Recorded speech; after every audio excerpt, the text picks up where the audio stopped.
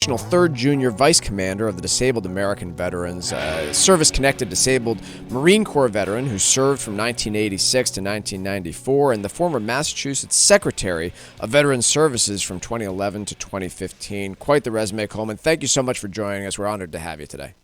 Oh, thank you very much for having me. Coleman, why don't you start by just telling us a little bit about your background, if you would, your time serving as the Secretary of Veterans Services, perhaps a department that many people aren't all that familiar with. Would you mind giving us a little bit of that background? Yeah, not a problem. So I grew up here in the city of Boston, and, I was the son of a World War II veteran who had served in the Pacific, and I remember, going with my dad to parades and ceremonies on Memorial Day and Veterans Day, and it just really became something that I knew that I wanted to do. I wanted to commit myself to at some point, so I joined the Marine Corps in 1986 and went to boot camp shortly thereafter.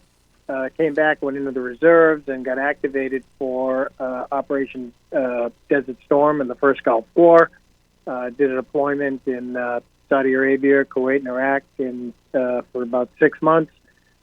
Came back, and, when I got back, I realized, it was just kind of like a weird transition, right? You go from this military regimented life and where, everyone has a common purpose, and you come back and, most of the people that you interact with have never served in the military. So it can feel, you just kind of end up putting your uniform in your closet and kind of getting on with your life. But over the course of time, I realized I missed something and really wanted to get back and help serve my fellow veterans. So, I wanted to get back to that culture. I got back, I started volunteering.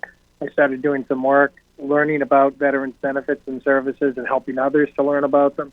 And that, transitioned to, long story short, to a career in public service as Undersecretary and then Secretary of Department of Veterans Services from Massachusetts.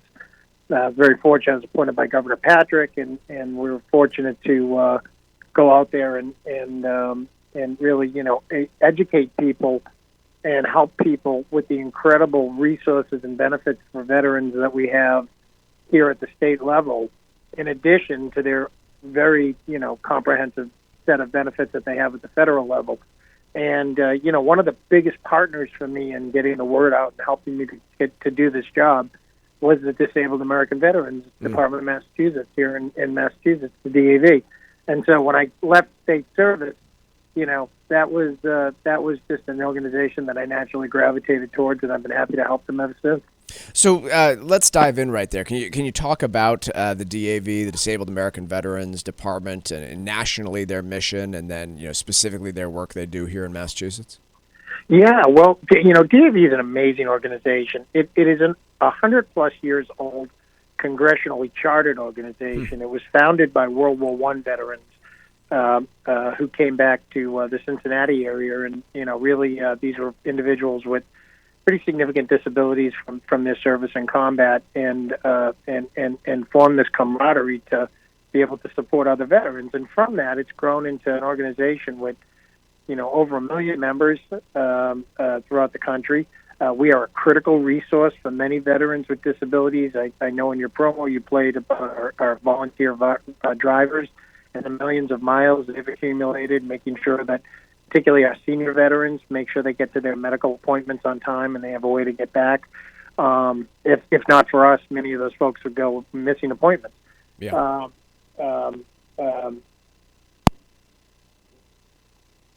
We might have lost Coleman there for a minute here, but we'll try and get him back on the line. In the meantime, as we've been mentioning throughout the show, if you'd like to make a contribution, obviously we've got the race going on. It's been moved from Saturday to this Sunday. That's the DAV 5K in Boston at Fort Independence and Castle Island. We are going to also be raising money on behalf of the Disabled American Veterans Department. If you want to make a contribution, you can call 978-632-1985 or go to DAV5K.Boston, and I believe we have you back there, Coleman. Yeah. Lost you there for a minute, but but that's happened. I dropped. I was just saying that we're doing all these rides, and then in addition to that, we have national service officers throughout the entire country, and particularly here in Massachusetts, who help veterans access their VA benefits and other services there's a lot of benefits out there for veterans, but we haven't done a great job of making that the easiest thing to access. There's a lot of paperwork involved, a lot of, hearings, things like that.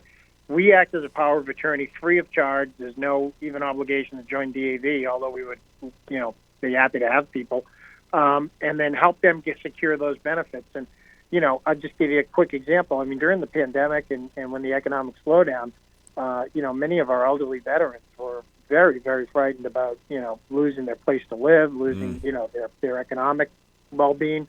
DAV was able to work with them, make sure that they were getting all of their benefits, all of their payments, making sure that, if they didn't have the VA home loan, making sure that, we could refinance under VA home loans, helping them to secure, benefits through the state. So it's an organization that looks to really help those veterans that really, especially our most vulnerable, be able to get access to things that they've earned and benefits and services that no one's giving them anything. All of these are things that are sort of the country's side of the contract, if you will, in terms of, I will serve and I will go overseas and I will potentially put my life in harm's way for the benefit of the nation. And the nation makes a promise that when you come back, we'll make sure that you're supported and that any injuries or disabilities that you incur in the time of your service, that we're here to make sure that you are taken care of. And so, we help make sure that America makes good on that promise every day. And it's just a wonderful organization to be part of. Coleman, may I ask you what you find to be the biggest challenges that young veterans face today when they come home from service, or over the last few years that you've seen? Yeah, I mean, I think the biggest challenge for today's generation of veterans, because it's a very different generation than we've seen in probably over since before World War I. Yeah, and this is they're coming back to a country where the vast majority of people around them have never put a military uniform on in their life. Yeah. And not only that, but many of their parents haven't put a military uniform on in life. And so, when you look at the veteran population, we looked at, demographics around World War II. You had literally 1 out of every 10 people in the United States was serving in the military, right. Most likely overseas. You come back to today's population, less than 1% of the entire population is serving in the military. So, we are, when veterans come back, there's a difference from, veterans from World War II, Korea, or even Vietnam, even despite the challenges that they faced when they came home. They did have that veteran community and people who had a common experience who they were able to talk to, rely on, use as mentors, and be able to get access to benefits and services. Now these younger people are coming back. It's a more diverse force than ever. Women are the fastest growing segment of our veteran population. African American, Latinos are growing. These folks are coming back, and they're finding themselves, they're the only person in their whole network who's ever, much less deployed, much less put on a military uniform.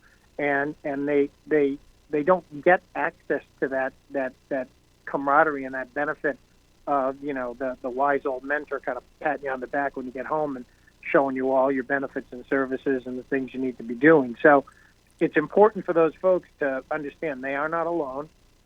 There are many of us out there. We're just not as plentiful as we once were.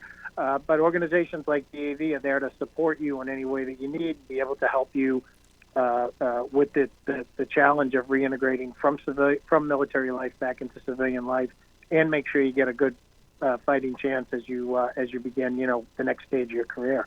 Coleman, I'm going to give out the number for folks to make a donation as well as we wrap things up here. But for folks that are listening, whether they are veterans, non-veterans, what are some of the volunteer opportunities that are generally available at the DAV? So we have, in Massachusetts, we have some great volunteer opportunities. First off, we need drivers. If you have a valid driver's license and you're willing to take a short training course, we really need people to help us get these senior vets to a medical appointment. And that is, can involve, 1 day a week. It can involve, a couple of days a week. It's totally up to your schedule. But if you're interested in that, we really could use the help. And it's a fun job. You get to meet some of the most amazing people you'll ever meet in your entire life. that's one. Number two, we have a center up in Gardner, Massachusetts, our Veterans Advancement Center, and that works with younger veterans coming back, and even some veterans that came back a while ago who are looking for permanent housing and maybe have had some issues with substance abuse and are in recovery. We're always looking for volunteers to help out up there. There's always a lawn to be mowed. There's always a project we can employ to pretty up the campus and get some stuff done that we just don't always have the capital because we are a rather lean organization to be able to throw thousands of dollars to outside vendors. So we really do rely on sweat equity and a lot of the volunteers that help us out.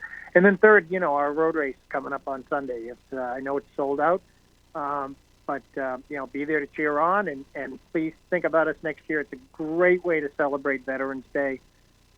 It's an active and engaged way to celebrate it. You're not sitting on the town square and looking up at the podium and listening to somebody tell you about their services. I mean, that's good in a lot of communities, but this is another way people can go out and they can actually get involved. They can run, they can volunteer, they can walk, they can meet and talk to actual veterans and hear about their experiences and the challenges they're facing, which then, really connects to, their donations and their money and where that funding is going to and how it's supporting people. Coleman Nee is the National 3rd Junior Vice Commander of the Disabled American Veterans Department and joined us today to talk about the organization and his experience with it. Coleman, thank you so much for coming on. We appreciate it, and see you Sunday. Oh, thank you very much. Have a great day. Happy Veterans Day to all my fellow vets, and happy Marine Corps birthday to all my fellow Marines. Thanks, Coleman. Take care. Once again, if you want to make a gift, you can call 978-632-1985. Again, that number, 978-632-1985, or by visiting dav5k.boston. Quick break. When we come back, a little bit of Stack Roulette here on the Financial Exchange. Breaking